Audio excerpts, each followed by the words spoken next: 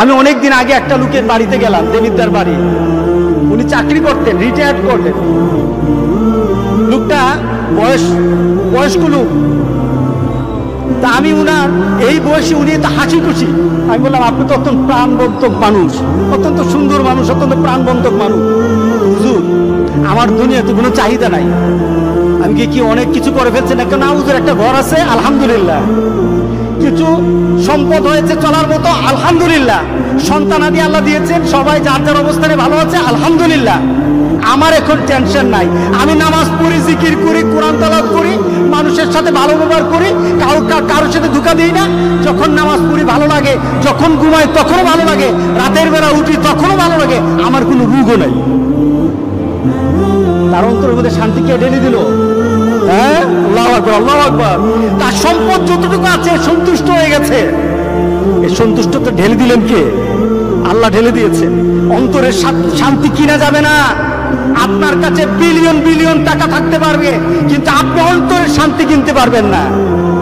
আমি অনেক সময় কথাটা বলি যে গাড়ি যে ড্রাইভ করে, গাড়ি যে চালায়, সে কি গাড়ির চাকার দিকে তাকায়, গাড়ির দিকে তাকায়, নাকি গাড়ির সামনে তাকায়? কতটুকু সামনে? অতি সামনে নাকি অনেক দূরে?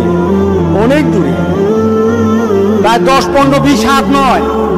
তার চোখের দৃষ্টি যতটুকু আছে, তার গাড়িকে টাচ করতে পারে আরেকটা গাড়ি, ওই দূরত্ব পর্যন্ত তার দৃষ্টিটা ঠিক রাখতে হবে, ঠিক না?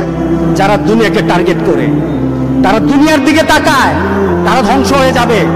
আর যারা এখান থেকে ওই আখিরাতের দিকে তাকায়, গাড়ির ড্রাইভার দূরে তাকিয়ে যেমন গাড়িকে সুন্দরভাবে চালাতে জানে, একটা মানুষ দুনিয়া থেকে যখন আখিরাতকে টার্গেট করে, সে সুন্দরভাবে দুনিয়া তো চলতে জানে, আর আখিরাত আল্লাহ সুবহানাহু ওয়া তাআলা জান্নাতের রাস্তায় উঠিয়ে দিবেন। আমাকে একজন বিশিষ্ট সম্পদশালী এই কোভিড-19 মধ্যে বলছে, পেরেশানিতে ঘুম আসে না। কি ব্যাপার? যে আমার ব্যবসা প্রতিষ্ঠান, আমার সম্পদ, এগুলি কিভাবে রক্ষা করব? আমার কোটি কোটি টাকা হলো, হাজার হাজার কোটি টাকা আমার এখানে ইনভেস্ট করা আছে। এরপরে ব্যাংকের সাথে আমার বিশাল বড় একটা লোন আছে, ব্যাংকের সাথে আমার কি আছে? লেনদেন আছে। আমি যদি লেনদেনটা ঠিকভাবে না করতে পারি, তাহলে তো আমার খবর আছে, আমার সম্পদ সব হারিয়ে ফেলবো। ঘুম হচ্ছে না, পেরেশানি আছি, পেরেশান বেড়ে গেছে, অসুস্থ হয়ে যাচ্ছি। সম্পদ আছে, অসুস্থতা বেড়ে গেছে। কিসের কারণে? তার অন্তরের মধ্যে কি নাই? ধনীত্ব নাই। তার অন্তরের মধ্যে আল্লাহ সুবহানাহু শান্তি ঢেলে দেয় নাই। আপনার ছেলে বিদেশে চলে গেল, বিদেশে যাওয়ার পর তার যদি 3টা চিন্তা না থাকে, তার মধ্যে 3টা কথা থাকতে হবে তার ব্রেনে। কেন এখানে আসলাম,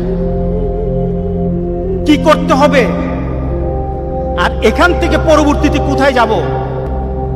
বলেন তো দেখি, এই 3টা চিন্তা নিয়ে যদি কেউ বিদেশে যায়, সে কখনো কি হবে না? বিফল হবে না। তার পাওনা ঠিক থাকবে, তার চিন্তা, তার ভাবনা ঠিক থাকবে। একটা মোমেন যদি চিন্তা করে, আমি এখানে কেন আসলাম, কেন এলাম পৃথিবীতে, আমাকে কি করতে হবে, আর আমার পরবর্তী ডেস্টিনেশন কোথায়, আমি পরবর্তীতে কোথায় যাব, এই 3টা চিন্তা কোনো বান্দা যদি ধারণ করে, আল্লাহ সুবহানাহু ওয়া তাআলা তার আখিরাতকে গুছিয়ে দেবে।